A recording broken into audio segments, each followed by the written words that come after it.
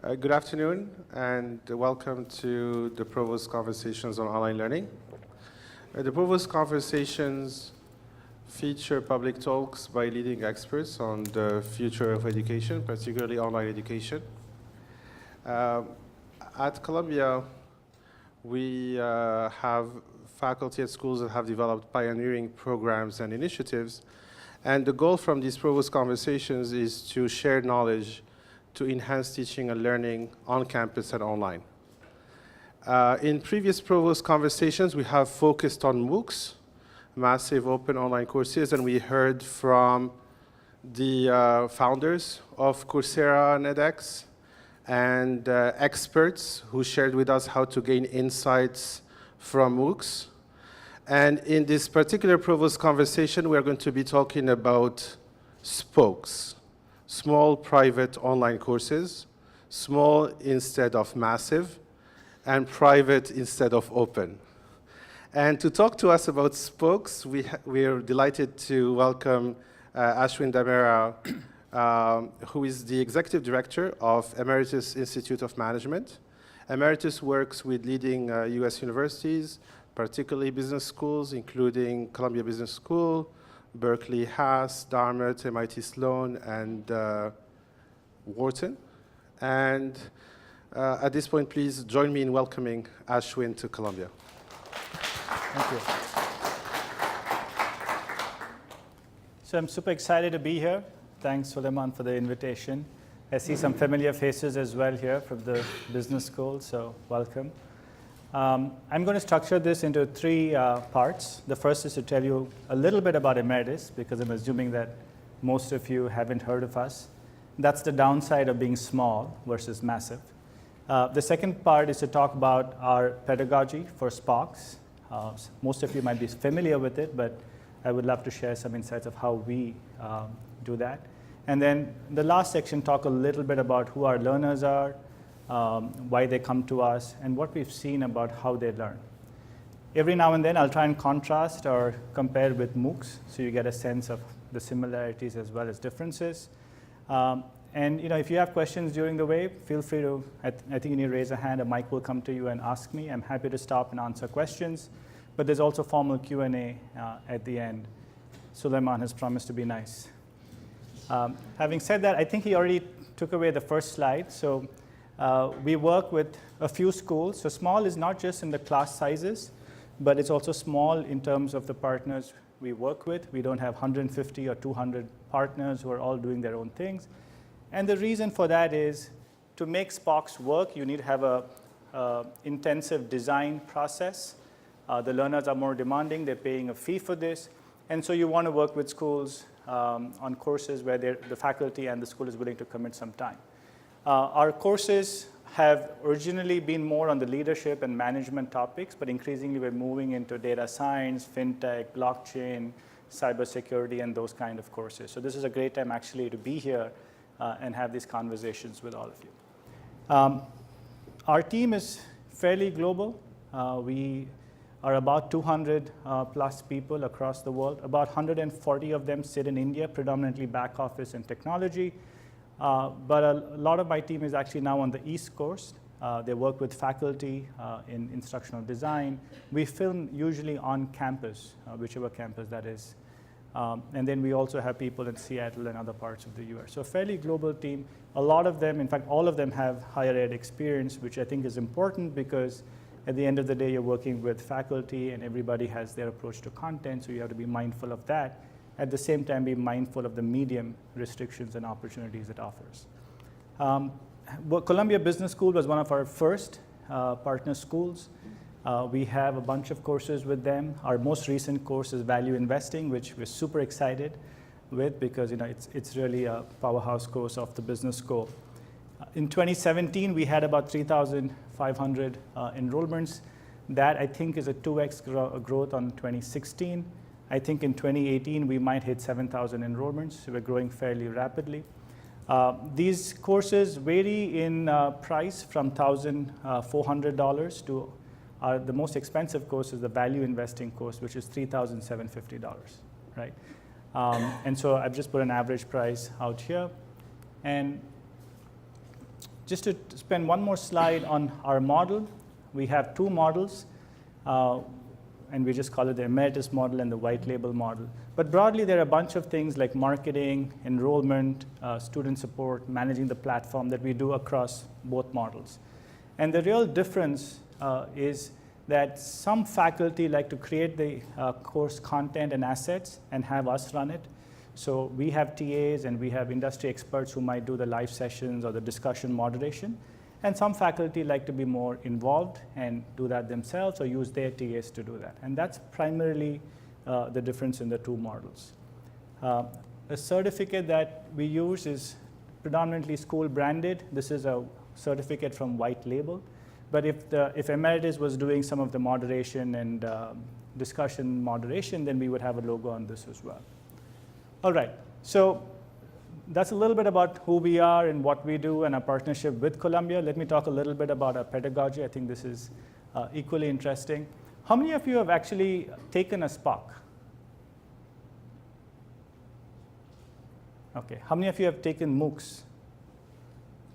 So Suleiman was going to ask me a question of, what is the sustainable model and opportunity? And the beauty of what I'm going to say is that we have so many non-consumers that we have a long way to go in 5 years, Suleiman. And so let me talk a little bit about our pedagogy. It is different from MOOCs. So first is we are cohort based. Now some of you are already using online in your respective domains, maybe in degrees, et cetera. So that might also be the case. But contrasting to MOOCs, which is typically self-paced, we follow a cohort-based approach, which means that in an 8-week course, you start and finish together as a batch, right? It also means that within that 8-week course, you probably at every week have assignments and submissions. And if you don't finish it, you don't go forward, right? There is a disadvantage and advantage of that approach. The disadvantage is that it is a little more difficult for the learner because it's a little more structured, and if you were a working professional and you had to go on an important business trip, you might fall behind. But the advantage from an instruction perspective is everybody's on the same content. So if you had a question, if somebody had a question, it's likely that a lot of other people had the same question, so you can moderate that question nicely. So it lends itself nicely to peer-to-peer learning. It lends itself nicely to do cases or problem sets and then debrief together. So cohort-based. In a class, we might have 500 students, but we would break that up into sections of typically 100 to 150. Within a section of 100, there would be learning circles of 6. And then, of course, there are things that you do individually. So the small comes also from the fact that however large the class is, ultimately you're learning in a group of about 100, and then with a peer circle that supports your learning of 6, right? And that is also important to think about. It doesn't mean that our class is capped at 100. We could have larger classes, but we have smaller sections. Bite-sized learning, like I said, it's 8 weeks, but we break it up into chunks of 1 week at a time. Some courses could be 2 weeks at a time. But within a week, there's typically about an hour of video, but never 1 hour of one video. So typically videos of 3 minutes to 5 minutes. And I think this is somewhat different from MOOCs, and the MOOCs are getting better at this. But some of the MOOC courses have a camera at the back, and they're capturing a lecture's 1 hour.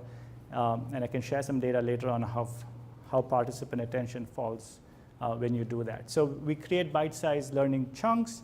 We'd like to design having about 4 to 5 hours of work in a week. That includes watching the videos and the assignments, and if there's a live session, all of that. So 4 to 5 hours in a week. Again, this might vary a little bit with some other MOOC courses, which sometimes have 10 hours and 15 hours a week. But keep in mind, we're designing predominantly for working professionals, right? So 10 hours a week and your work week is a tough ask. So 3 to 5 hours is ideal.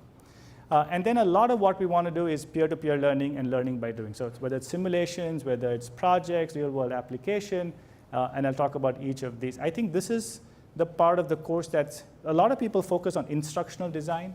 We like to think about motivational design as well. And if I can learn something in this course that I can apply to my workplace or to my individual situation, then the course is already so much more interesting than if it was just kind of theory and frameworks, but they have no application.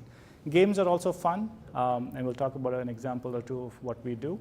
But to make this work, the one point I will say is that it needs a lot of upfront design. This is not just capturing video and putting it on a tech platform. This is about thinking carefully about the learning journey and where do you want to have the application, how should it be done, how would students meet if they're across the world, how will these 6 people meet and collaborate? And I think that's important. And many times when we've tried to take a classroom course and move it online, there are things that we have to take out and there are things that we have to put in. So it's not just about porting courses from offline to online. This is an example of how a course looks. So like I said, it's cohort based. People move forward a week at a time. The first week is usually an orientation and get to know the platform and your students, and then you move forward. Now, you will see that there are live sessions, and it looks like there's a live session every week. But if you look carefully, some of them are optional, and a few of them are required. This is a course on design thinking. And so it's a very hands-on experiential course, and a big part of the grade is the presentation right at the end. And the nice thing about this is that even in a virtual world, we're getting teams from across the world to pitch. They get feedback from other teams and from course leader, an industry expert.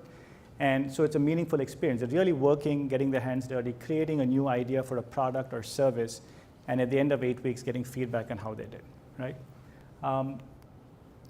This is how it works. I'm giving an example of real-world application because this course in some ways draws on all of the elements that I spoke about before. So let's say we have 100 students in a section. At the beginning of the course, each of them comes up with 2 ideas for a new product or service, so 200 ideas. They put it on this tool. It's called Darwinator. And so this is a tool that we had to use for this specific course. And everybody has, I think, 30 votes. You vote on other people's ideas. The top 10 ideas become the projects for the group. All right? So remember I spoke a little bit about motivational design versus instructional design. We could have very easily just given them projects and said, go work on this project, right? But the fact that they, in some sense, decided collectively and then individually the project they want to be on matters a lot for them to stay the course and finish the course. And then they start working on the ideas, and then, of course, at the end of it, we saw they present. It's a live webinar. They get feedback. Now, keep in mind that while they're doing all of this, they're also getting content. It's an 8-week course. And so you have to weave the content and the application together to make sure that this looks like one integrated journey versus 2 distinct tracks that they're in. Right? So just give you an example of the design that this takes. It's easy to do. It's not super complicated. It's not rocket science. It just takes a little bit of time and thought, and in some cases, building tools that will actually make this work nicely.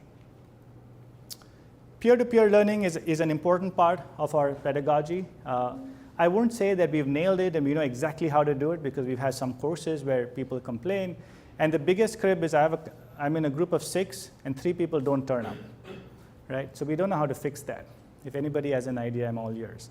And this is a tool that we created with MIT Connection Science. It's called Meeting Mediator. And because a lot of our courses have peer-to-peer learning, we thought, why not give students some feedback on how their learning circle interacts? So the circle on the right-hand side top has 4 balls. That's the 4 participants. The person who's speaking is in the center. And if it's a 1-hour conversation, if you talk a lot, your ball becomes larger. And if you don't talk at all, then you're not highlighted. And at the end of this course, you actually get a report of how your team did. And what's interesting is there's a big data engine running at the background, which can then map your team's conversational style and say, for example, if I spoke all the time, like I'm doing right now, and nobody else responded, this is not a very innovative team. It's probably very authoritarian. So you can kind of make some conclusions. If I spoke and then somebody spoke and then I spoke again and then somebody spoke and then I spoke again, it's also directional. But if people spoke out of turn in a sense and it went around and it wasn't really in a formal way, then you can start thinking that this is a more democratic team, perhaps more innovative, et cetera. Again, you're making some sense out of data and providing feedback. You're not saying that is the case. So that's one tool that we've done. Now, again, I go back to motivational design because we have a course actually called Intelligent Teams where we're teaching them this concept of how should you structure teams for innovation and so on and so forth. But what they are doing while they go through that course is actually seeing feedback of how they are doing. And so they can make this connection with the course concept to real-world data that they're experiencing. Versus think about this if you just gave them the theory and the framework. and said, now go and imagine this for yourself, right? So this is why I think that motivational design is an important part, by the way, of instructional design. And in a SPOC environment, because you can actually create these tools, you can get people together, we can actually experiment with some of these tools. Live teaching, I mean, not rocket science again, but is useful. I must caution, the word teaching is not always teaching. Many times it's just clarifying questions. In this particular case, it's project present out. And so you're just facilitating people learning from each other's projects, right? So a lot of the content is in the video lectures and the reading material, so the need to teach is less. In some cases, industry expert might come and talk about, like for example, a digital marketing course. Having live instruction is useful because there's always some new tool or some new thing that's happening, right? So imagine we're doing a digital marketing course now, and if somebody didn't talk about data privacy and what's happening with Facebook, but if you had live instruction, you could weave that into the conversation, right? So again, it's about now, what's happening, it's relevant, it's motivational. This is a tool that we built specifically for negotiations. I've seen courses on MOOCs where the theory of negotiation is given, but I wonder how you can really learn negotiation if you don't do it and get feedback, right? So we said, how can we create this? But all of our students are remote. And so how can we use technology to bridge that challenge? And we built this tool. By the way, this is fully through LTI in Canvas, right? Even the webinar tool, et cetera, is LTI single sign-on in Canvas, which is our LMS platform. And what this does is at a specific time you log on, the system automatically assigns you a role, you get the instructions, and through video chat as well as a chat box, you negotiate. The whole thing is recorded, and you can go back and view how you did, and sometimes we urge people to do that, so to be a little more reflective. And then the data is plotted, how you did versus somebody else, et cetera, right? And again, the nice thing about this is you're actually doing this. You're getting feedback.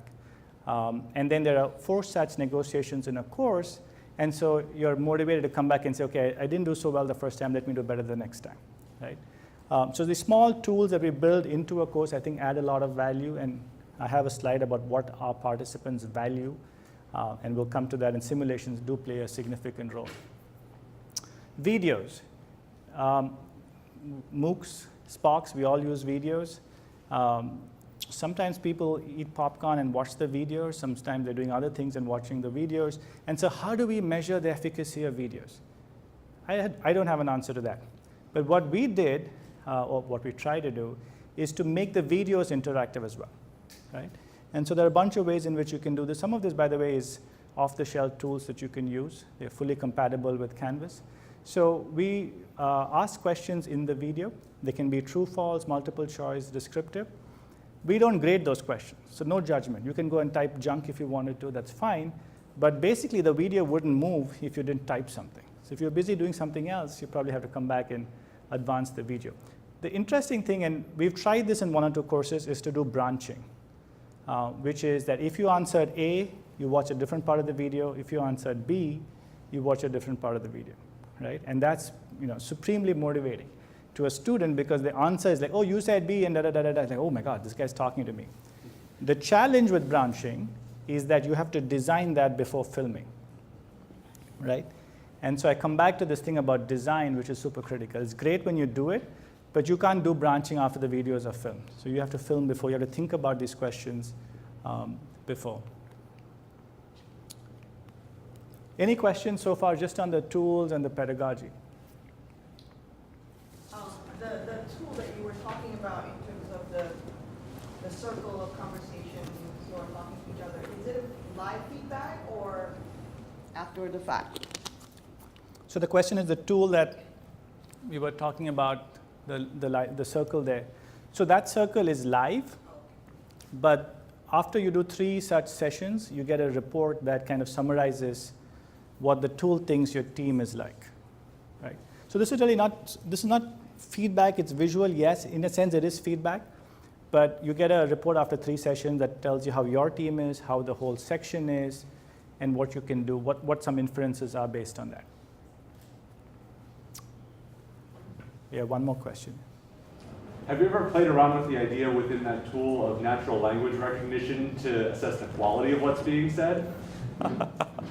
So have you played around with this tool to have NLP to judge what's being said? The answer is no. This is a safe learning environment, as it should be, but it's interesting. So there are many applications to this tool.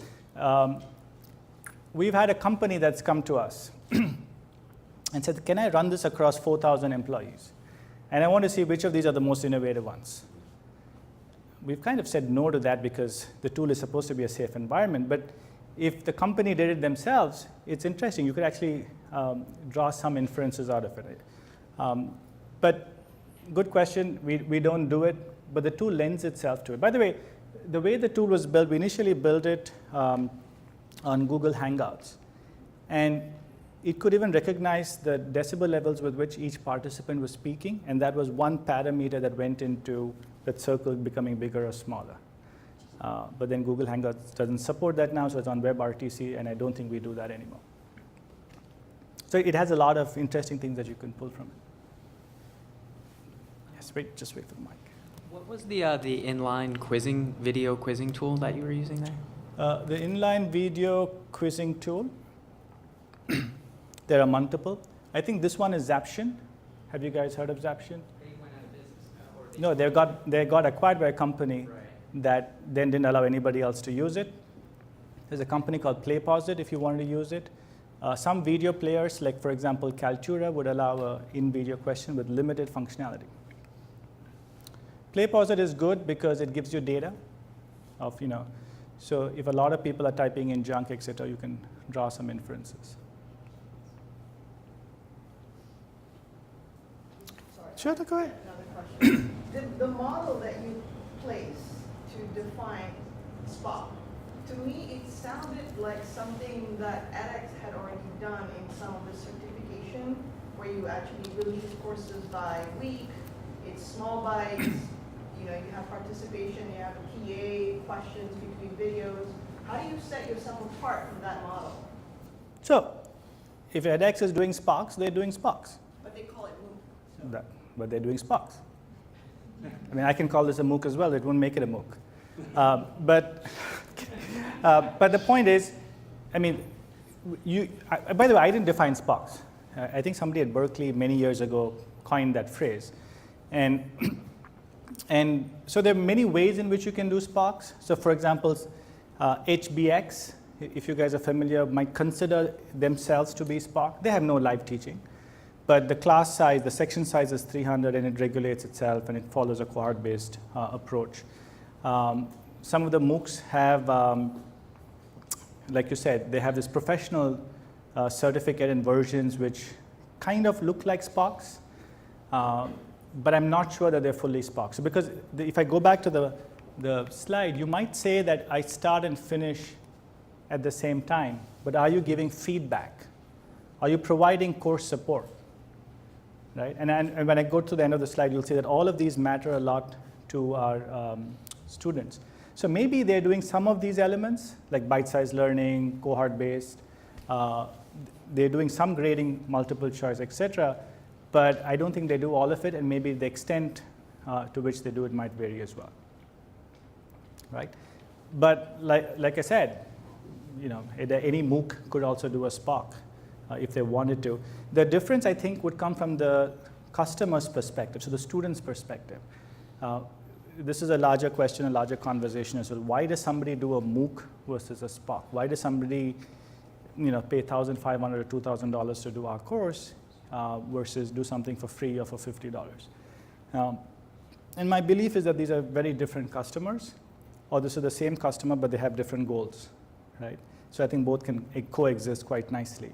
But the challenge is with the MOOC, some of their brands are built as being free and as being MOOCs.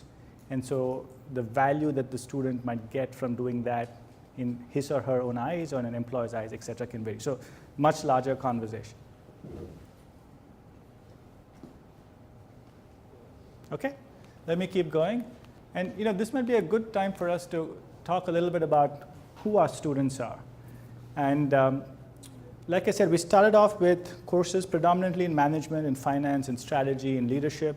Increasingly, it's digital, it's data, and those kind of courses.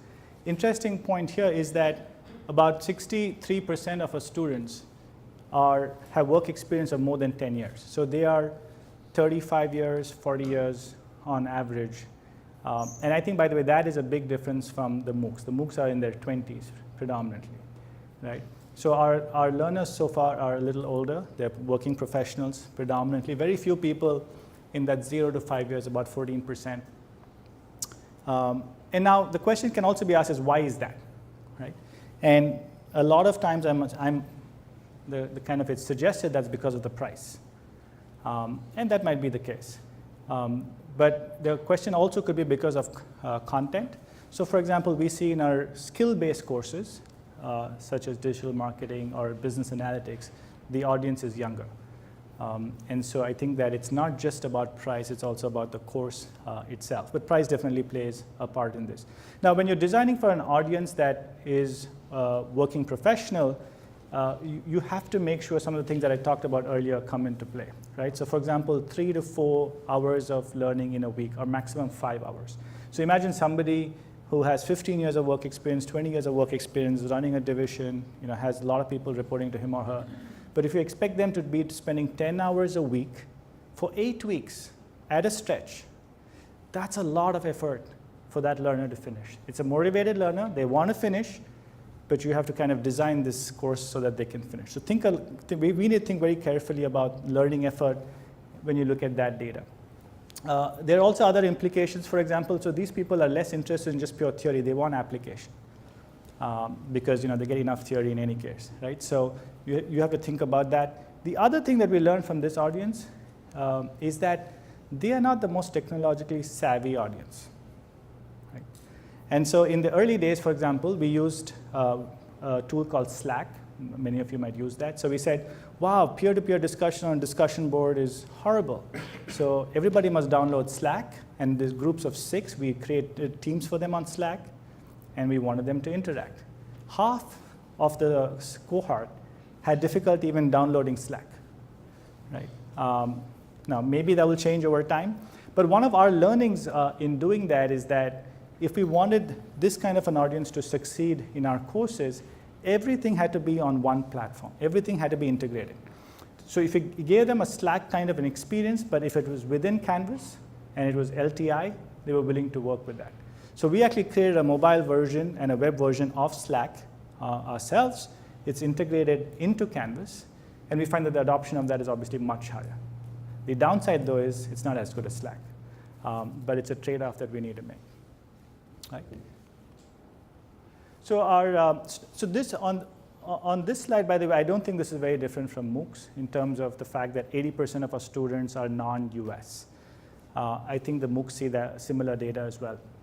And so I use this data point to make a comment, which is that we normally think that 80% of, say, MOOCs students are outside of the US because it's free, and in the emerging markets world and in other parts of the world, they can't afford to pay, and therefore free courses are very appealing. But that's true for paid courses as well, right? So there are people in India, in China, in the Middle East, in Latin America, who are actually paying $1,500 and doing this course. Actually, Latin America is interesting as well, and I'm not sure you can see all of the numbers. It's about, I think, 14-16% of our students. Only 10% of LATAM speaks English, and our courses today are in English. And yet it's about 14% of what we do. Also, I must make one comment, which is we're not comparing apples to apples. So we have continents like South and Latin America, and then we have a country like India and US, so it's not exactly comparing. And the notable exception here is China, right? The reason I don't think is really language. I think it's just that our servers are not located in China. It's something that we're looking at, probably have to have a partnership, but I can't imagine that that's not going to be a large part of what we do, right? The male-female distribution, it's not great. It's perhaps a reflection of the fact of the seniority of the work experience. It varies a little bit on courses. So in our digital courses, we see more women participating. Our hope is that the online medium actually, with the flexibility it offers, can allow more participation and a more diverse student base, but it hasn't fully played out. On completion rates, 80% completion rates. Some of our courses are higher. Now, because most of our courses are provided by university partners, we do have grading. So, and you'll see data on this. Sometimes we have students who watch all of the videos, submit assignments, but they fail because it wasn't up to the mark, right? So the 80% completion is not because you watched all the videos or you ticked all the quizzes. It's because you didn't get a passing grade. The passing rate for some courses is 75%. I think it should be lower, but it depends on the school and the faculty. What's interesting is, again, the typical refrain is that, oh, somebody's paying for this, they'll finish it, right?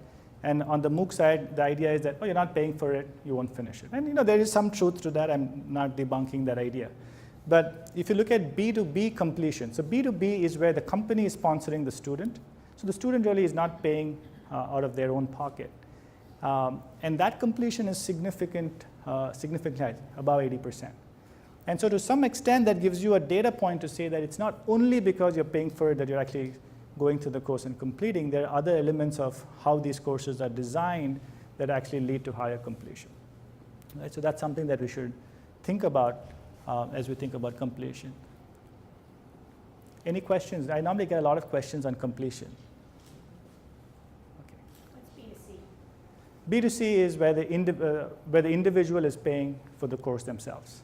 So think of that as an individual is enrolling, and B2B is more a company that's enrolling a bunch of people.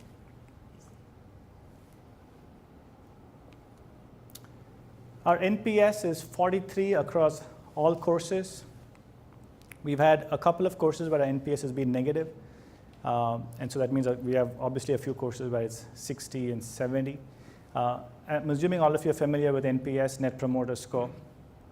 It's one way of looking at how effective the course is. There are many criticisms of NPS. I'm not saying it's the only way. But I think it's a slightly different way of looking at it versus completion, right? Because I think in a professional audience, some people choose not to complete, but they can still give you feedback on whether they like the experience or not. Okay. And this might be interesting, and so let me explain the data first before we spend time on this.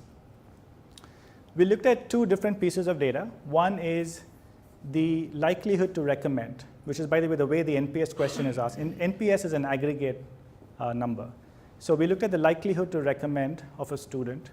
And then we also looked at how do they rate each of these elements that go into the course. So if somebody rated video lectures highly, they tended to have a high NPS, or they tended to be people who highly recommended the course. That's the way you should look at this data, right? So let me just slow down and repeat that again. If somebody rated faculty lectures high, they were also likely to highly recommend the course. Now, the way you lead, let's look at the learning platform piece. Somebody might rate the learning platform high, but they could have a low NPS. Or they could rate it average, but the NPS was not high, right? So the first four seem to have a bearing on how likely students recommend the course, the fact that they like that piece. Versus they could like the other three at the bottom, but it doesn't really matter in terms of how likely they would recommend this course. Okay? So let me pause here for a second and ask you guys, how would you interpret this data? This is when I know whether you actually make sense of the data or not.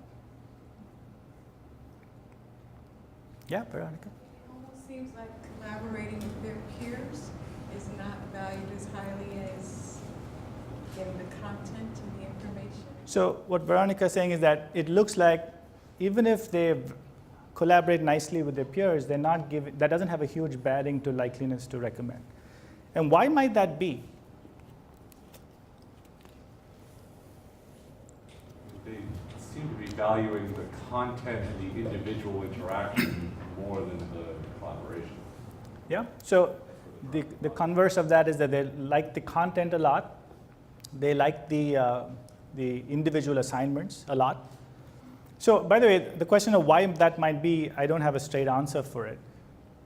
One of it may be just the limitation of getting together in groups and interacting, right? And so the amount of effort that takes, it's not like they don't like that. I think the challenge is the amount of effort that takes on their schedule, commensurate to the value they get from it, is one way in which we might want to interpret this data. But that's not always the case. Now, what's interesting, for example, is simulations. Many of those simulations and role plays, they have to play with other people, right?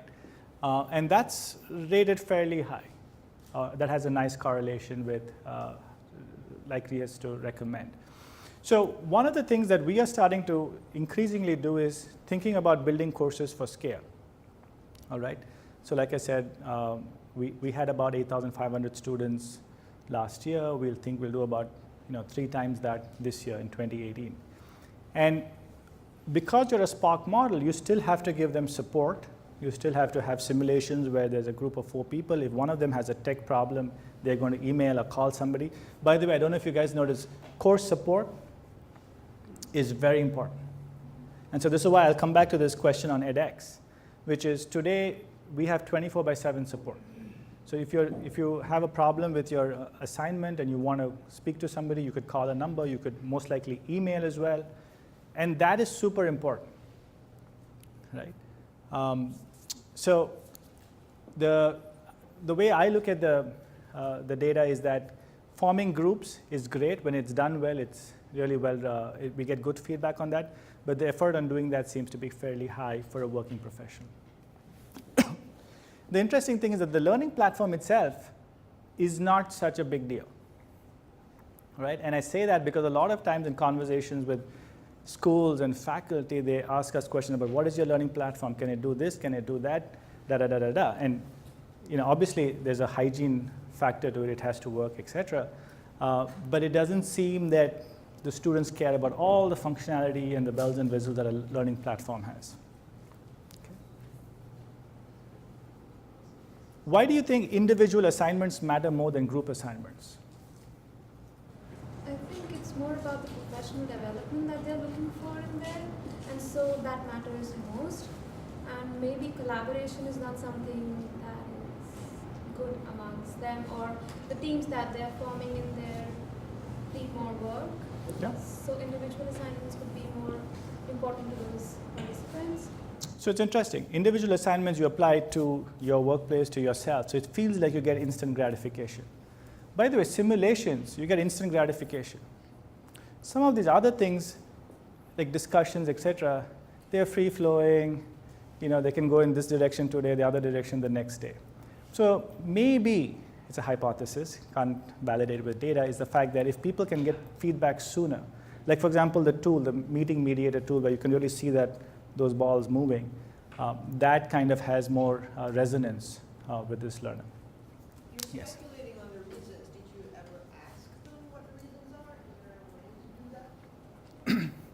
So like I said, we haven't asked. So the question is, I'm speculating on the reasons, which absolutely I am. But have we really asked people? And the answer is we asked people what matters to them, but we can't go back and correlate that to NPS, right? So this is aggregate data. Our next step would be to kind of break this down and ask small focus groups, et cetera, and try and get information. But that makes it a little noisy in terms of drawing conclusion. When you have large data, you can at least have hypotheses, and then you can test those. Right? So for example, we can run a course. So the way I would answer your question slightly differently is we can run a course where we have one section that has all of these elements, and we have one section that has no group assignments. We can look at NPS of those 2 sections. Simple A/B test. And we can try and draw inferences. But there also, I probably want to run that a few times and have enough data to really come to a conclusion. So we'd rather test it through that way versus asking people, because then you get a lot of subjectivity. Yeah. Sorry? Can I mention Sure. something? I'm just going to make another segmentation of myself. Thinking about the age and demographics of these learners, I'm thinking that most of us have learned individually. We have to sit down with a book or sit at a computer and learn things individually, and that's that's the method of the learning style that we have grown up with. Nowadays, we're trying to change educational methods. We are trying to have children or students cooperate or collaborate or discuss or things that the changing methods and learning styles are taking a different turn. My speculation is that because we have learned this way, then we are also more comfortable with it as the teachers of that method. Yeah, that's possible. Yeah. So I'm interested in whether people pass or how well they do in the course in terms of getting the content and its relationship to these things. Do you have some kind of metrics on that? I don't have it in this slide. But I do have one data on video lectures. And so you can look at pass and fail and see how many videos and fully or partially they viewed that. So we have some data on that. Obviously, the individual assignments and the group assignments count towards your grades. If you didn't finish those, the chances of passing are lower. Things like simulations, etc., we can correlate. And so if you did the simulation, it's not graded. Are you more likely to finish? I don't have that data offhand, but those are things we can find out. Okay. So coming back to this point I was making about designing for working professionals, and we said that 4 to 5 hours of work in a week is ideal. And typically when we have this conversation with faculty or instructional designers, so here's 2 hours of video, here's a 1 hour of assignment, here's 1 hour of live teaching, da-da-da-da-da.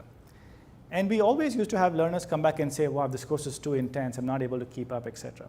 And so when we started digging a little deeper, we actually realized, for example, that the videos actually took a lot longer than their actual run length, right? So this graph, the blue bars are the actual video lengths as we load them into the LMS. And then the yellow bars are really the data we have saying how many minutes of the video was watched cumulatively across the course, right? So for example, if you look at the bar at the end, it looks like that video was watched either multiple times by the same student or multiple times by multiple students, right? And so one of the things that we have to keep in mind is if you think of designing for 4 hours of work in a week, the videos might actually be 2.5 hours, and so you have much less time for assignments and group work. So in the context of our earlier discussion on group assignments, is that if people are already being stretched for time after watching the video lectures, which seems to be their #1 priority and what they get the most out of, if they have to spend time getting together and say, hey, what time zone are we all in? When should we meet? What tool should we use? Should we use Zoom, WebEx? Should we use Skype? It's a lot of learner effort. Right? So that could be one thing that influences the fact that group assignments are difficult for students. So this is something that we should keep in mind. Of course, there's a lot of data about, is this because of bad instructional design, the standard question, right? So, the video is not well designed and therefore people are watching it again. But if you look at it across, most of these videos are being watched again and there's more time. You could look at this in a more technical course, so take a finance course and then take a more broader course like entrepreneurship or strategy. The trend holds, right? And so the hypothesis is actually that people watch a little bit and a little bit over the course of the week, and they come back at the end of the week to submit the assignments. We have some data to show that. And so they might be re-watching videos to do this. But before focusing less on the hypothesis, the bigger point really is that you need to look at carefully the amount of time, the learner effort per week when you're designing for a working professional. And some of your pedagogical tools actually can be measured. You might not be able to measure group work, for example, but stuff like videos, you have the information, it's in the analytics, you can look at that. Okay, this graph has a lot of data, so I'll kind of spend some time explaining this. So the graph looks at engagement over a period of about 7-8 weeks in a course. And as you can see, it seems to drop. The two lines are B2C and B2B. B2C is when somebody pays for this themselves. B2B is when they're company nominated. So they're not paying for it, but the company has nominated them. So the first insight on this is there is a fall in engagement, seems to happen kind of little bit across the period. By the way, has anybody seen similar data like this for MOOCs? It's the same. But I kind of gave it up. I said, has anybody seen similar data for MOOCs? So for MOOCs as well, after 5 weeks, there's a bigger drop. I guess our drop is less precipitous, but it's a similar trend. So it seems like learners in the online world, after a period of time, 4 or 5 weeks, their interest level is dropping, right? And it seems that that's true whether you paid for the course or whether you didn't pay for the course. Now, what's interesting, though, is when we think of designing for these SPOCs and we think about working professionals, where do we ask students to put in the maximum effort, right? And so, for example, in this particular case, and we looked at one course, there's a capstone assignment right at the end. So the bars here, the yellow bars are quizzes, right? So quizzes are kind of interspersed in between. They don't count a lot to the grade, so the number of points that the quizzes get are not very high. What really matters to the grade and whether you finish or not are the pink bars. So there are a bunch of them in the middle, and then there are 2 big ones at the end. Why is that the case? Because typically when faculty have courses and you're teaching in a program, whether it's semester long, you have project work, you finish at the end, and you complete the course. And that's usually 50%, 40%, et cetera, et cetera.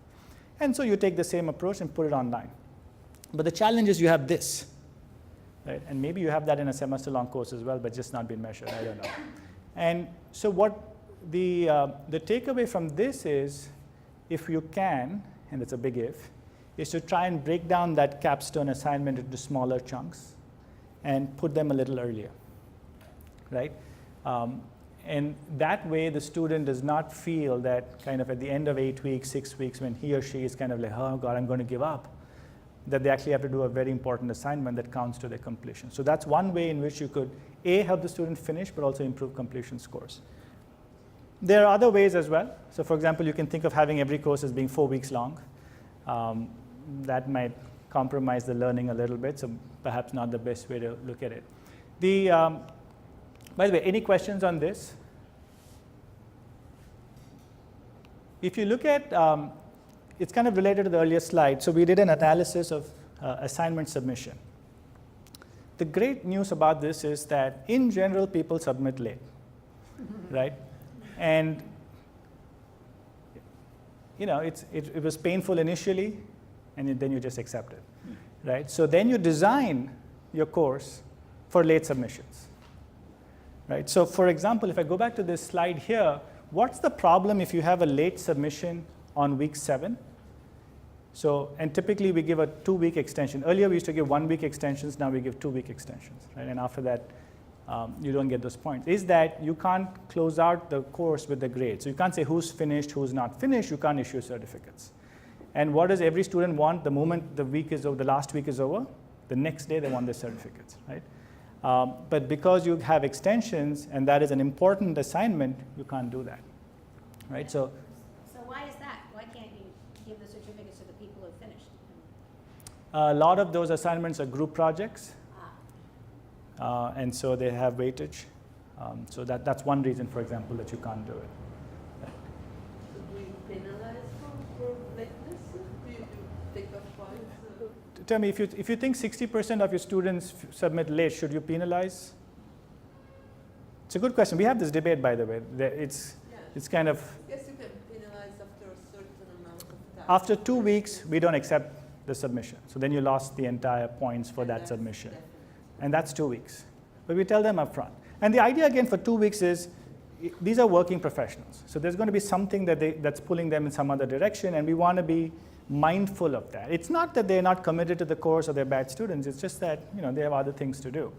And so if you can have the learner effort be 4 to 5 weeks, right? If you can make sure that everything is on the LMS, they don't have to go to 5 different places. If you can try and break up the assignments into smaller chunks and give it kind of in a more distributed fashion versus at the end, then I believe this number can start coming down. Right? The interesting thing on this slide, though, is if you look at the duration of the course, even a 4-week course, for example, people are submitting late. right? And then there's a column here which has the number of assignments. So some courses have 26 assignments. And funnily, actually, the late submission on that is 40%. Maybe they were just a bunch of good students. And so there's really no, we've tried to look at this data and say, if you reduce the number of assignments, do people fall in line better? The answer is no. In an 8-week course versus a 4-week course, is the late submission less? No. So you basically accept this and say, just design for this, right? It sounds a little odd to say that, but I think once you do that and you move on, the students are happier as well. And then kind of wrapping up, and one of the last things I want to talk about is, when we started our courses, we had all of the submissions you could submit on a Monday. Right, so whatever assignment you had, you come in on Monday. So the idea was you spend the weekend working on it, you can meet in groups across the world, and then you submit on a Monday. And then when you actually looked at when are people spending most of the time on the platform learning, it's predominantly Wednesday. Right? So Monday, yes, it's Tuesday, and the peak is on Wednesday. Right? And again, we can hypothesize why that is. The sense that we have is a lot of the learners are actually learning while at work. They're not learning on their weekends. Now, I don't think that corresponds completely to MOOC data, but the reason is perhaps is that these are working professionals. They have a long week, they have families, they have other things to do, and so they don't want to be opening up their computer and spending their time doing a course. That could be a reason. We don't know fully. And the implication of that, though, is that we now start our weeks on a Thursday, which means that you submit the last week's assignment on a Wednesday, or sometimes we start our weeks on a Wednesday. So Wednesday, Thursday is the ideal time when we start or end a week, versus starting a week on a Monday, which means you actually submit your assignment for that week on a Sunday. Right? So small tweaks. And by the way, to the earlier question on late submission, this helps a lot in bringing submissions down. As late submissions were actually higher before we did this. So a lot of these, I think, are actually linked to each other. And this might answer your question on completion and what they do. So we looked at engagement, and we defined that by people who complete a course. And it looks like if you watch the videos, you're likely to complete. Now, let me kind of draw attention to a few points on this before I get further into this. There are 4% of students who watched every single video and then managed to fail the course. Right, so let me just say that again. There are 4% of these lovely individuals who watched every single video and then managed to fail the course. Right? Suleiman is laughing. And maybe they, and there could be reasons, by the way. And one of the reasons is that they never really intended to do the assignments and finish and get a certificate. They just didn't care. So they just wanted the learning. They didn't care about anything else, right? The other is, and kind of both of them are true. The other is that they tried the assignments, and didn't do so well. Or maybe they didn't attend group assignments, so the team kind of alerted us that they're not participating, and so they failed. And then, of course, there are people who watch partially and don't finish. But this is also interesting over here. This is not surprising. 56% of those who passed watched all of the videos. But nearly half of those who passed actually watched only a few videos. They didn't watch all the videos. They watched only a few videos, right? And of course, we need a lot more analysis and a course-wise analysis to see which videos were watched and da-da-da-da-da. But one of the things that this brings to our attention is one way in which you can minimize learning effort to 4 to 5 weeks is also be very careful about, does your video really convey a message? Is it important that the students get that video, or is it repeating something? Can it be shorter? So even people who finish seem to be in a hurry, or maybe don't like the content completely, they're skipping stuff. So we have to keep that in mind a lot more. So at a course level, we now analyze this and we look at the videos and we can make certain decisions based on that. But overall at a level, it's interesting that we have 4% who watch everything and fail, and then nearly half of those who finish, are not watching all of the content. You say that people actually spend more time watching videos, a longer time than the video itself. Yes. So, for some reason, I don't know how this interact with that graph. Those people are 56%. Yeah. They watch three times then. Yeah, they watch the video completely. Here people are watching. So this only means that they're watching some videos. They could be watching those multiple times, right? So they could be watching some videos multiple times.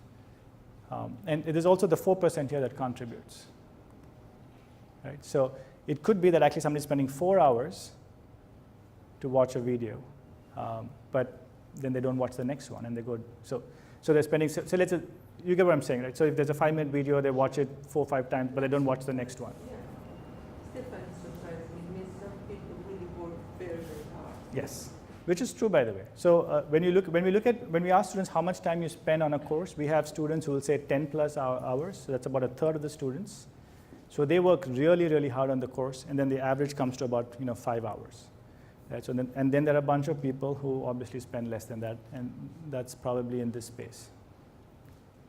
Yeah. So let me see if I can remember the quote. I think it was B.F. Skinner who said that the lecture became obsolete with the invention of the printing press. And there's a lot of stuff around now about lectures, and that lectures aren't the best way to teach, et cetera, et cetera. So why? So it seems like here you have this is what you have to do to pass. Or I mean, do you have anything about participation in the simulations or taking the quizzes or anything else that you have passed? So watching videos doesn't count towards completion. So technically, you could watch 0 videos, get the assignments right, and complete the course. So this doesn't really matter towards completion. This is just to look at. But it looks like this is what helps them learn or something. I mean, So couple of points. Right? One is the quality of the videos and has a huge bearing on their likelihood to recommend a course. Right? That's number one. Where we use this data really is to look at people who, by the end of the second week, are not watching all of the videos.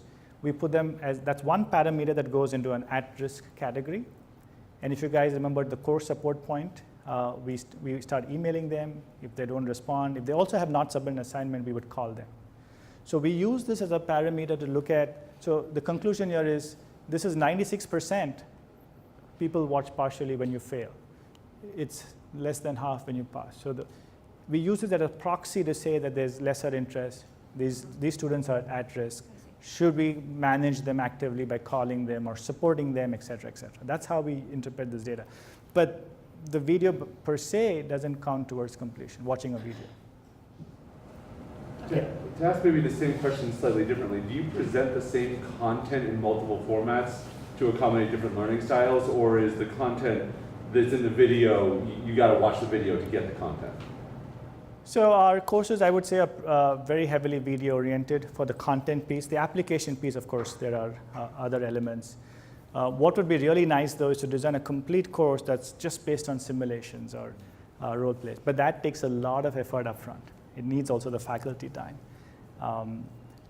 So a lot of courses are video-based.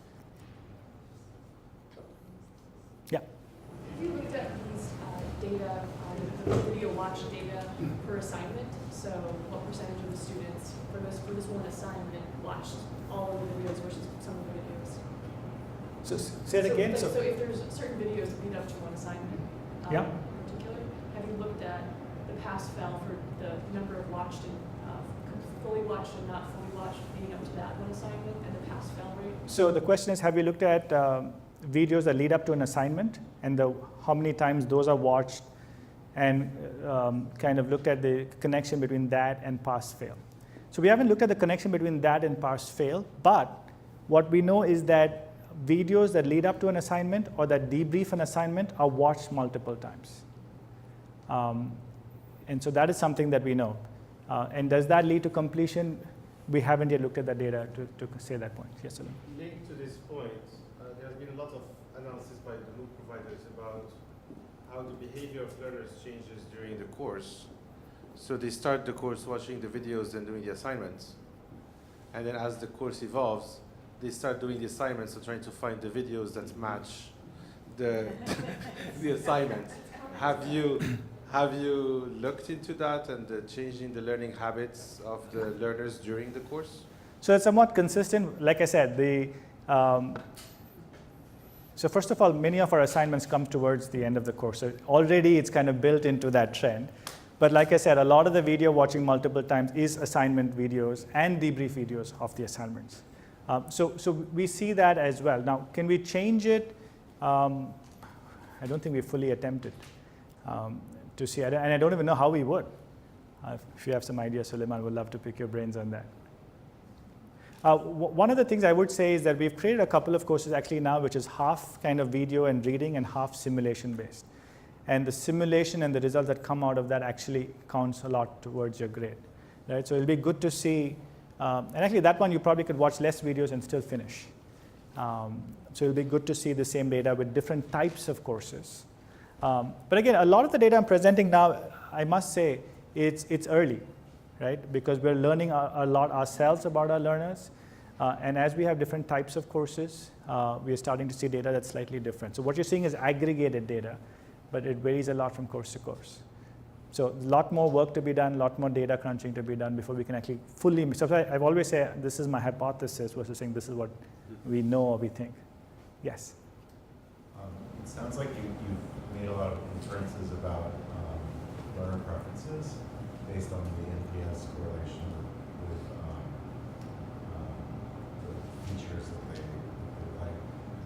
Have you specifically asked about self-reported learning preferences to see if that kind of matches up with what your assumptions are, and what kind of learners this really works well for? So tell me a little bit about the learning preferences. Well, as an example, you said that people who like the videos are more likely to recommend. Yeah. So people who are, their preference is lecture style, then this is a good match for, as opposed to somebody who might have a different kind of learning preference or learning style. Yeah, so we haven't asked that question. The truth is our courses are heavily video oriented, and so that's the product that students have. We have asked those questions though on slightly on other pedagogical instruments. So for example, on the live teaching, we have asked people, have they found that effective? And it's interesting because I think it kind of gets to the point you're trying to make.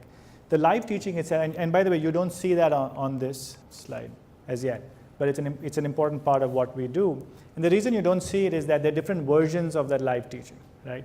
And so when we're giving content in a session that has live teaching, it's rated fairly high, that session. When it is more discussion and feedback, it's variable. So there's some highs and there's some lows. And so it looks like the students like more content versus the discussion. So we've looked at kind of specific tools, not the video lecture itself, because at this point, if the data came and said that, I want a completely different kind of learning style, maybe more reading or other stuff, we don't have those in our courses. We can't make that change. But it's a good question. It's something that we actually have to look at, and it's probably something that we will do.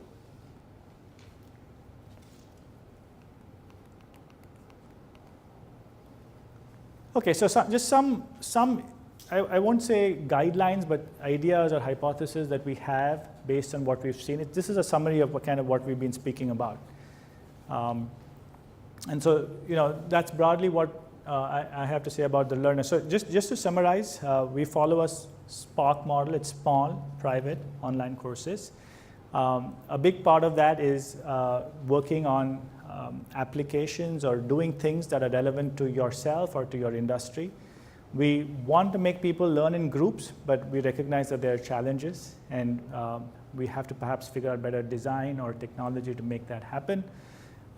We are starting to see a lot of data about how our learners react and what they seem to like and what they seem to prefer, but it's still early days to make conclusions saying that this is the one way in which, therefore, we must approach learning for small private courses. Some similarities with MOOCs, especially on engagement fall-off, a lot of differences in the way we design. The one message I would say, though, is that the SPOC learner seems to be different from a MOOC learner.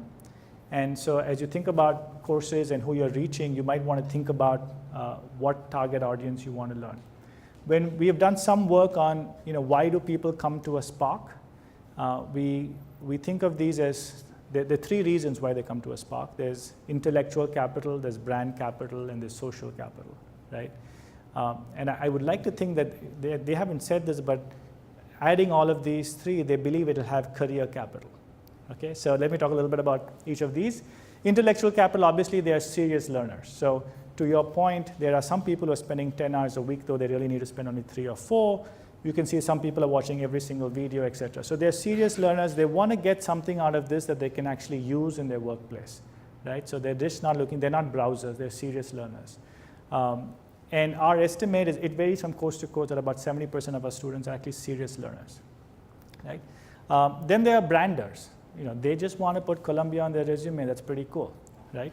And so for them, it's more about the brand, and out of that brand comes, recognition, career progression, whatever, etc. But keep in mind, most of these courses are 6 weeks long or 8 weeks long, right? So these are not 1 year long courses. These are non-degree. These are certificate courses. But 80% of the students are non-US. So for them, even that certificate is brand and distinguishes them. And then the third piece is social capital, where they're trying to learn from each other.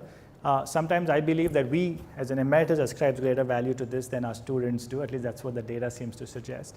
What we've tried to do also around students who complete is to arrange meetups in different parts of the world, put them on what we call the Emeritus Network. So for example, they could pitch ideas to each other. Somebody wants to raise capital, they could post their idea, and other people could talk about it. They sometimes self-organize meetups, etc. So the idea is that they can meet and connect beyond just the course. And that's interesting. It's early again, because they actually spend quality time with each other on the course, especially your groups and your section. This is not somebody who's part of a class that's 10,000 or 20,000 students. So the idea that we can actually build some networking is interesting, very early, and we'll see how that plays out. So I think there are 3 reasons. We believe it's about 70% students who want the intellectual capital, about 30% who are branders. We still don't have data to say, if networking is a primary reason to do a course like this. My sense is no. So yeah, those are just some high-level thoughts I'd love to leave you guys with. Thank you very much, Ashwin. I do have a few questions to start the conversation, and I'm mindful of the fact that we already have had a series of questions, so I'll try to keep that short. So maybe to start, you talk to us about a fully online mode of delivery of this executive educational content. Have you thought about a blended model, or actually a fully residential model, and how these actually come to play with each other? Yeah, great question. So actually, before we started doing online courses with Columbia Business School, we had blended courses with Columbia, where so it could be a 5-week course in executive education, not 5 weeks at a stretch, but 5 modules of 1 week each. And because a lot of the students are non-US, coming here 5 times just didn't work, right? And the business school was also interested in reaching students who couldn't come here, right? So we were thinking about 5 years ago, how do we make this work? And the way we did it was to have 2 modules here on campus, one on an off-site location. We've done Dubai, we've done Singapore, we've done London, and then 2 modules online. And in the early days, when we first started this program, it's called the Executive Program in Management, those 2 modules online were delivered live, right? But now, because we have a lot more content that's been created under Emeritus, we are just mixing these into those courses. And I actually think a lot of our students like that experience of the blended, because it's nice to be here for 5 days at a stretch, but it's intense, right? And the ability to apply is limited. I actually think that in the online world on an 8-week duration, especially if you know your cohort, you can actually apply much better, right? And so there's a greater opportunity to reflect and apply. So yes, Suleiman, we've tried that, and we started with 1 course with the business school. We're doing 3 now. Our most recent course is one on banking and fintech. And by the way, I'll make one other point. When you look at NPS on the online course that's been blended, into into a classroom course, and it has 2 weeks online, that NPS actually is higher than even 43. And the reason I think for that, and actually it's interesting, I have a thought in my head as I say this, is the group formation there is not a challenge because they already have met in the classroom first, and so they know kind of the time zone and who to work with. And to have the in-person meetings at the beginning of the course. Yes, they start here at the campus for a week, then they have an online module, then they have one module offsite, then an online module, and then one module again back here where they finish. So 5 weeks, 3 classroom, and the online is in between. So the fact that they've met and they know each other, they can form those groups much faster is I think, a reason why that NPS is even higher. My second question has to do with the business model. How sustainable is the business model for SPOCs, and what are some of the similarities and differences with MOOCs? Okay, so obviously I'm biased because I'm here talking about SPOCs. The MOOCs today, if you look at the registrations on Coursera, edX, Shetang, which is a Chinese MOOC that just crossed 10 million users, Future Learn, Udacity still has a few MOOC students. So if you add all of that, that's about 60 million students, I think in 2017. And that doubled from 30 million in 2016. So the MOOCs are growing very rapidly. Our numbers are 8,500 last year. So we are 0.00 something of 60 million. And I think both are sustainable. Of course, there's a debate in the MOOC world of whether they are sustainable, but it's best that they answer that. I think we are fairly sustainable because I think we deliver a service that's valuable to the customers that pay for that service, right? What will make us more sustainable, Suleiman, is if we can start measuring career outcomes. If students or companies can come back and say, we did this 8-week course, and albeit, it's an 8-week course, so your life is not going to change dramatically at the end of it. But if they can if these certificates that they put on their LinkedIn, et cetera, gets noticed by recruiters, and we have to see a few cycles of this, I think it makes it even more sustainable.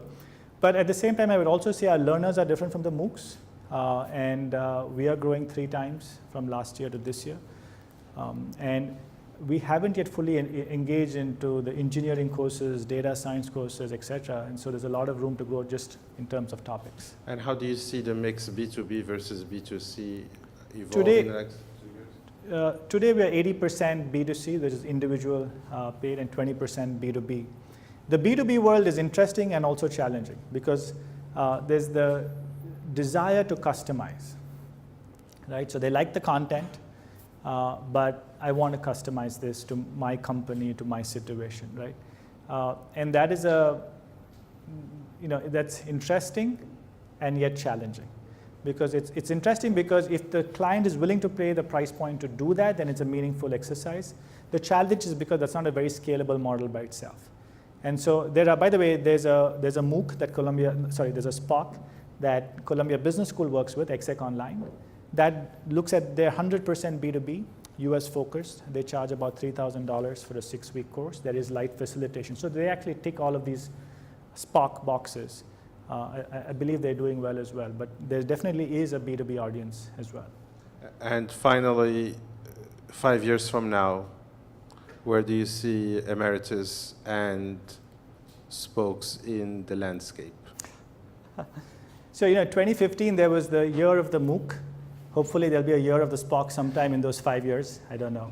And we are one player, by the way. There are many other players in that space, and I think that's great.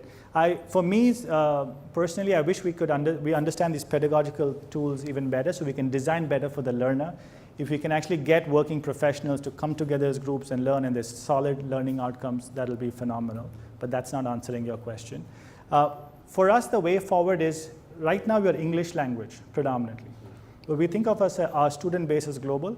So the aspiration is to take some of this content and put it in Mandarin, in Spanish, in Portuguese, and offer this content in a SPOC model, which means that the facilitator, the course support, et cetera, is also in those languages, right? I think that's a huge opportunity. I think that's perhaps as large as the English-speaking opportunity. So that's something that we really want to press the pedal on in the next 5 years. The second one is we're looking at basically certificate courses. I think as people look at the rigor of these courses, you could start stacking these up towards credentials. Not the micro degrees, et cetera, which you can pick this and you can pick that and but kind of start looking at credentials also in a structured fashion, right? Some flexibility, but it's also not completely open-ended. So I think that's something that we will start seeing perhaps schools follow. In terms of enrollments, et cetera, I don't know. I think we're a very small number of what we can do. Our hope is that actually in the next 3 years, not 5, we can do 100,000 learners. So let's see. Thank you very much, Ashwin. Maybe we can turn it to the audience for a couple more questions. I was just curious how some of your assumptions, early assumptions about going into this have changed over the past, how many years has it been now? About 2.5 years. How those original assumptions changed? So Veronica was, we worked with her very closely when she was at CBS. So obviously she can ask that question. So our initial price points were $750 and $900. And when we first started, Veronica, we were very worried. Why would somebody pay even $750 for our course when it's $50 and you can get a certificate? And the MOOC certificate also has somewhere the school's logo on it. Our price points now have moved. The lowest price course, I won't say cheapest, but the lowest price course is now $1,200, and the highest price is $3,750. And our numbers are actually growing faster than we were before. So one thing that's changed is, I think in our own minds, we limited our thinking to say that online means it has to be low priced.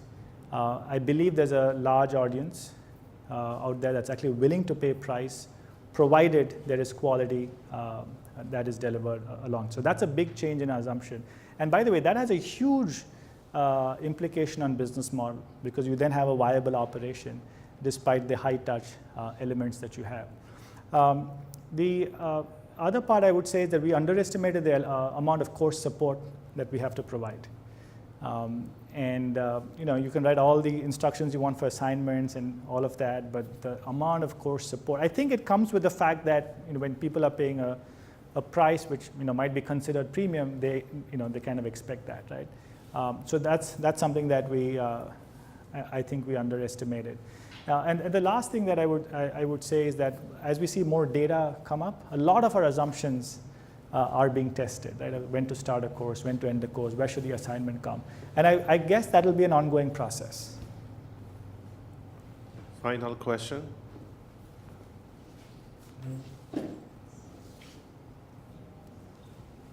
So you've had a lot of great data. I'm just curious how you use that data to sort of inform like your sort of instructional design approach. I know you mentioned design thinking, but just could you speak a little bit more about your course design approach and how you collaborate with faculty partners? Sure. So usually we contract usually with a school or a division of the school. So if we say we want to do a course on data science using R, it's usually the school that identifies the faculty. So that's the first step. That's an important step. And then we normally look at the faculty's current teaching material, and we engage in conversations of what it would take to translate that to online. There's a spectrum of faculty willingness to do that, right? Some people are like, this is it, this is the time I have. So you get a course that's based on that, the time that they have. But some faculty are actually willing to spend time and are very curious, right? And so in many cases you can develop simulations with them, or you can develop small problem sets with them that actually add a lot to the course. So it varies. But a big part of that process is sitting with them, looking at the material. They might have, for example, a 90-minute session, and they might have 20 such sessions. Now, we don't have time for 20 sessions of 90 minutes. So we want to look at those, pull out sessions and say, we don't need this. Always a very difficult conversation, but needs to be had early on. The courses that really come alive, I think, are where beyond the frameworks, we build layers or tools. And we really need faculty involvement for some of those. So we spend a lot of time on that pre-filming, kind of deciding to kind of start assembling the course content. the filming, the post-production, the editing, the platform, the customer support, I think is the easier part. And that's now a process for us.